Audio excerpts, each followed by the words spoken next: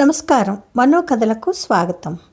ఇప్పుడు మనం ఒక సింగిల్ పేజీ కథని విందామండి. ఈ కథ ఆదివారం వార్తలో ప్రచురింపబడిందండి. రచించిన వారు పిసి సాయిబాబు గారు. చాలా బాగా రాశారండి. వారు చాలా బాగా చెప్పారు. వారు చాలా బాగుంది. ఇది ప్రతి ఒక్క తల్లిదండ్రులు తెలుసుకోవాల్సిన, ఇప్పటి తల్లిదండ్రులు తెలుసుకోవాల్సిన విషయం అనిపించింది నాకు. అందుకే మీకు అందిస్తున్నాను. ఇక కథలోకి వెళ్తున్నానండి. ఆసుపత్రి కారిడార్లో ఆ నిశ్శబ్దం భయంకరంగా ఉంది. సుమారు 25 సంవత్సరాల యువకుడు, పేరు ఆదిత్య, వీల్చైర్లో కూర్చున్నాడు. అతని చేతులు కంపిస్తున్నాయి. ముఖంపై యవ్వనపు వెలుగు ఉన్నా శరీరం మాత్రం వృద్ధుడిలా అలసిపోయింది. చిన్నప్పటి నుంచి అతనికి ఊపిరితిత్తుల సమస్య, ఎముకల బలహీనత, మానసిక ఒత్తిడి, ఒకటేమిటి జీవితమే అతనికి భారంగా మారింది. చిన్ననాటి పొరపాట్లు, పెద్ద జీవిత శిక్షలు. ఆదిత్య పుట్టినప్పుడు తల్లిదండ్రులకు అపార ఆనందం. కానీ ఆ ఆనందంలో జ్ఞానం లేదు, అవగాహన లేదు. తల్లి గర్భధారణ సమయంలో సరైన పోషకాహారం తీసుకోలేదు. తండ్రి మా కాలంలో ఇవేమీ లేవు అంటూ వైద్య సలహాలను నిర్లక్ష్యం చేశాడు.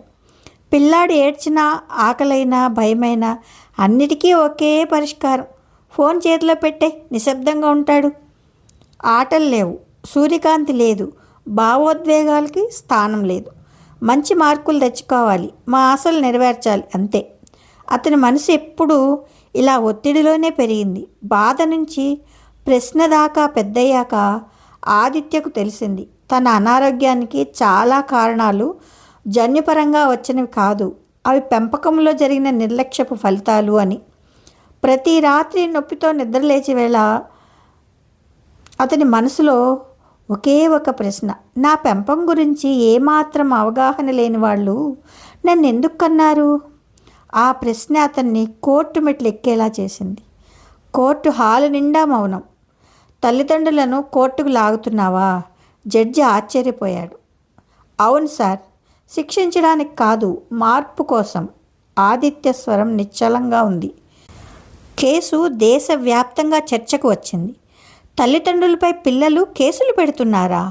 ఇది భావోద్వేగ బ్లాక్మెయిలా? మీడియా రకరకాలుగా మాట్లాడింది, కానీ కోర్టు మాట్లాడింది నిజం మాత్రమే.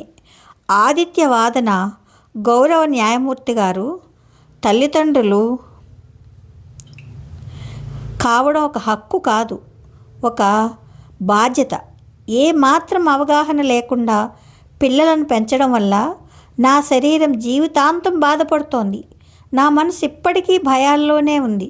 నాకు నష్టపరిహారం కాదు కావాల్సింది, నాలాంటి పిల్లలు మళ్ళీ పుట్టకూడదు. అతని వాదన కోర్టు మౌనంగా విన్నది. చారిత్రాత్మక తీర్పు. న్యాయమూర్తి తీర్పు చదివేటప్పుడు కోర్టులో నిశ్శబ్దం ఆవరించింది. ఈ కోర్టు అభిప్రాయం ప్రకారం పిల్లలను కనడం సహజ ప్రక్రియ అయినా వారిని పెంచడం ఒక శాస్త్రం. ఇకపై పిల్లలను కనాలనుకునే ప్రతి తల్లి తండ్రి బిడ్డల పెంపక శిక్షణ తప్పనిసరిగా పొందాలి. ఆ శిక్షణ పూర్తి చేసిన వారికే పిల్లలను కనడానికి చట్టపరమైన అనుమతి ఉంటుంది. పిల్లల్ని సిజేరియన్ శస్త్రచికిత్సల ద్వారా కాక సాధ్యమైనంత వరకు సహజ సిద్ధంగా కనాలి. బిడ్డ పుట్టిన తర్వాత 6 నెలల వరకు తల్లిపాలు తప్పనిసరిగా ఇవ్వాలి. అలాగే 6 నెలల వరకు బిడ్డలకు యాంటీబయాటిక్స్ వాడడం నిషేధం. ఇది శిక్ష కాదు, భవిష్యత్తు తరాల రక్షణ. తీర్పు వెలువడి క్షణంలో ఆదిత్య కళ్ళల్లో కన్నీళ్లు జారాయి. బాధ వల్ల కాదు, అర్థం చేసుకున్న ఆనందంతో. మార్పు మొదలు. కొన్ని ఏళ్లకు హాస్పిటల్ పక్కనే ఒక బోర్డు: పేరెంటింగ్ శిక్షణా కేంద్రం. లోపల గర్భిణులు శిక్షణ తీసుకుంటూ పిల్లలను ఎలా పెంచాలో, ప్రేమించాలో నేర్చుకుంటున్నారు. కథ సమాప్తం. బాగుందండి కథ, కానీ కథ బాగుందండి. ఇంకొంచెం విపులంగా రాస్తే బాగుండేది అనిపించిందండి నాకు. అంటే ఇంకొంచెం పెద్దగా రాయొచ్చు అనిపించింది. ఓకే, కానీ ఒక మార్పు బాగా చెప్పారు. ఈ మధ్య తల్లిదండ్రులందరూ కూడా ప్రెగ్నెంట్ అయినప్పుడు పొట్టొచ్చేస్తుంది, అదొచ్చేస్తుంది అని సరిగా తినడం లేదండి. అసలు ఎంత చెప్పినా కూడా ఏంటో మరి వాళ్ళు అందం మీద అంత వ్యామోహం ఏంటో. అలాంటప్పుడు పిల్లల్ని కనకుండా ఉంటేనే బెటర్ కదా. అందుకే పిల్లల్లో రకరకాల రోగాలు, అర్థం కాని ఏవో విచిత్రమైన రోగాలు వస్తున్నాయి ఈ మధ్య. ఇది నిజంగా తల్లిదండ్రులు అందరూ తెలుసుకోవాల్సిన విషయం. ఈ చక్కటి కథనిచ్చిన రచయిత గారికి ధన్యవాదాలండి. ఈ కథ మీకు నచ్చితే లైక్ చేయండి, కామెంట్ చేయండి, షేర్ చేయండి, సబ్స్క్రైబ్ చేసుకొని నన్ను ఎంకరేజ్ చేయండి. ఉంటానండి. ప్రేమతో మీ మను.